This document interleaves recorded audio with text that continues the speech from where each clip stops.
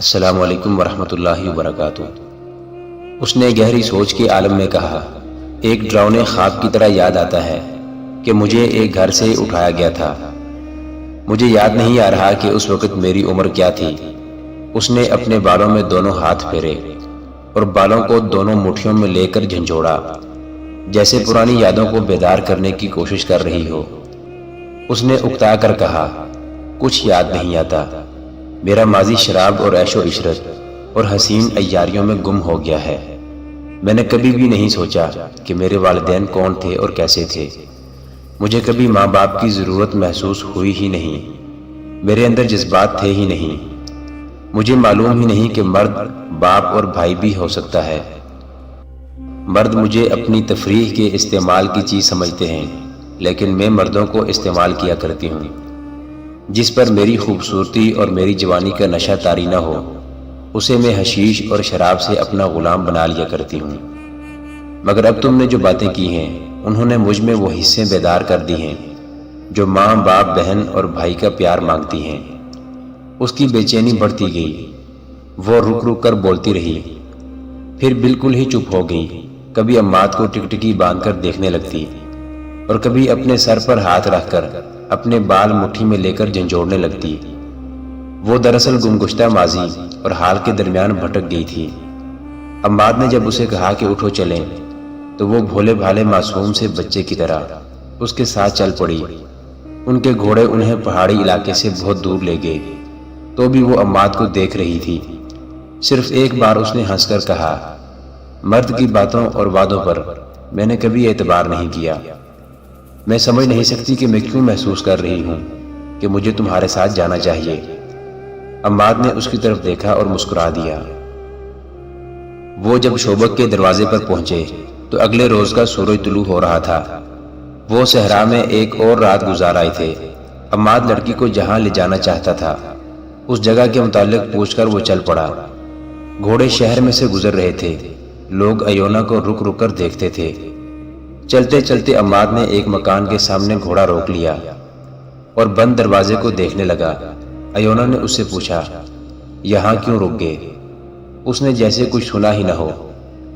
دروازے کے قریب جا کر گھوڑے پر بیٹھے بیٹھے اس نے دروازے پر آہستہ آہستہ 2-3 ٹھوکریں ماری۔ ایک بزرگ صورت انسان نے دروازہ کھولا۔ یہاں کون رہتا ہے؟ عماد نے عربی زبان میں پوچھا۔ کوئی نہیں، بوڑھے نے جواب دیا۔ عیسائیوں کا ایک خاندان رہتا تھا۔ ہماری فوج آ گئی تو پورا خاندان بھاگ گیا ہے۔ اب آپ نے اس پر قبضہ کر لیا ہے۔ بوڑھا ڈر گیا۔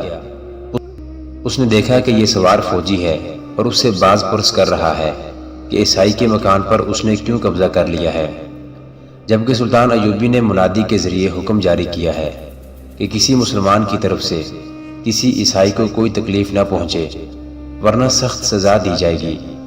بوڑھے نے کہا، میں نے قبضہ نہیں کیا، اس کی حفاظت کے لیے یہاں آ گیا ہوں۔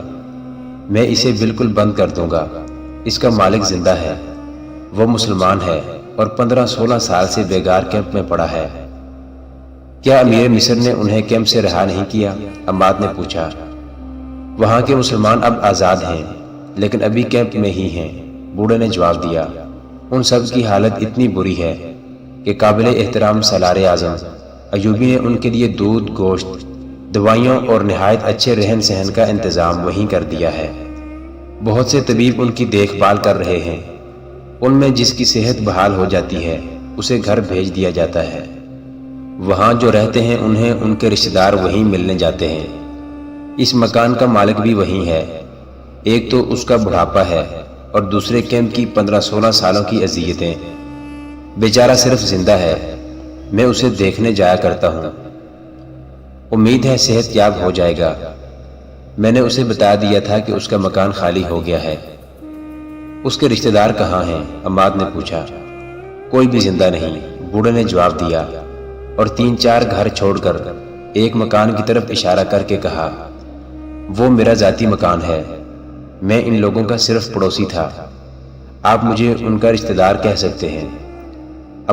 عماد یہ پوچھ کر کہ اندر مستورات نہیں ہیں گھوڑے سے اتر کر اندر چلا گیا۔ کمروں میں گیا، دیواروں پر ہاتھ پھیرا۔ ایونا بھی اندر چلی گئی۔ اس نے عماد کو دیکھا، وہ آنسو پونچھ رہا تھا۔ ایونا نے آنسوؤں کی وجہ پوچھی تو اس نے جواب دیا، اپنے بچپن کو ڈھونڈ رہا ہوں، میں اس گھر سے بھاگا تھا، یہ میرا گھر ہے۔ اس کے آنسو بہنے لگے۔ اس نے بوڑھے سے پوچھا، ان کے رشتہ دار مر گئے ہیں؟ ان کی کوئی اولاد بھی تھی؟ صرف ایک لڑکا بچا تھا جو عیسائی ڈاکوں سے بچ کر میرے گھر آ گیا تھا، بوڑھے نے جواب دیا۔ اسے میں نے شام روانہ کر دیا تھا، اگر یہاں رہتا تو مارا جاتا۔ عماد کو وہ رات یاد آ گئی جب وہ اس گھر سے بھاگ کر پڑوسی کے گھر جا چھپا تھا۔ وہ یہی پڑوسی تھا، مگر اس نے بوڑھے کو بتایا نہیں کہ وہ لڑکا جسے اس نے شوبک سے شام کو روانہ کر دیا تھا وہ یہی جوان ہے جسے وہ یہ کہانی سنا رہا ہے۔ عماد کے لیے جذبات پر قابو پانا محال ہو گیا، لیکن وہ سخت جان فوجی تھا۔ اس نے بوڑھے سے کہا، میں اس مکان کے مالک سے ملنا چاہتا ہوں، مجھے ان کا نام بتا دو۔ بوڑھے نے اسے اس کے باپ کا نام بتا دیا۔ عماد کو اپنے باپ کا نام اچھی طرح یاد تھا۔ اس لڑکے کی ایک بہن تھی، بوڑھے نے کہا، بہت چھوٹی تھی، اسے عیسائیوں نے اغوا کر لیا تھا۔ اسی ضمن میں اس گھر کے سارے افراد عیسائیوں کے ہاتھوں قتل ہو گئے۔ ایونا، عماد نے لڑکی سے کہا، اپنی مقدس صلیب کے پرستاروں کی کرتوت سن رہی ہو؟ ایونا نے کوئی جواب نہ دیا۔ وہ چھت کو دیکھنے لگی۔ اس نے کمرے کے دروازے کے ایک کواڑ کو بند کیا اور اس کی الٹی طرف دیکھنے لگی۔ کواڑ پر 3-4 چھوٹی چھوٹی اور گہری لکیریں کھدی ہوئی تھی۔ وہ بیٹھ کر ان لکیروں کو بڑی غور سے دیکھنے لگی۔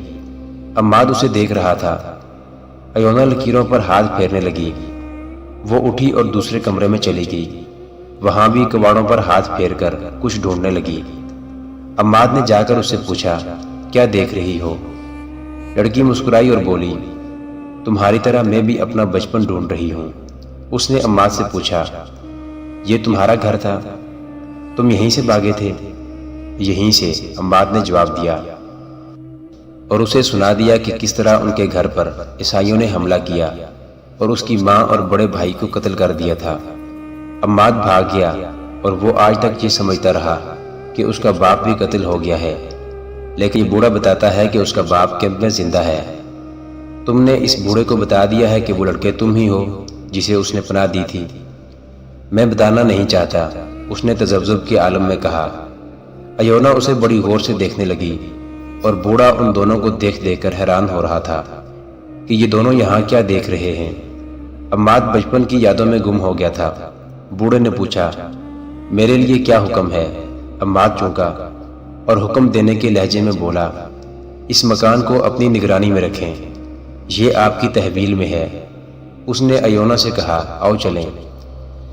کیا تم اپنے باپ سے نہیں ملو گے؟ ایونا نے اس سے پوچھا۔ پہلے اپنا فرض ادا کر لوں، عماد نے جواب دیا۔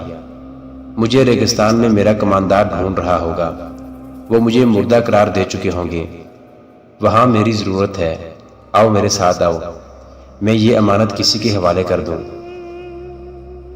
لڑکیاں لڑکیاں لڑکیاں، سلطان ایوبی نے شگفتہ سے لہجے میں علی بن سفیان سے کہا، کیا یہ کمبخت صلیبی میرے راستے میں لڑکیوں کی دیوار کھڑی کرنا چاہتے ہیں؟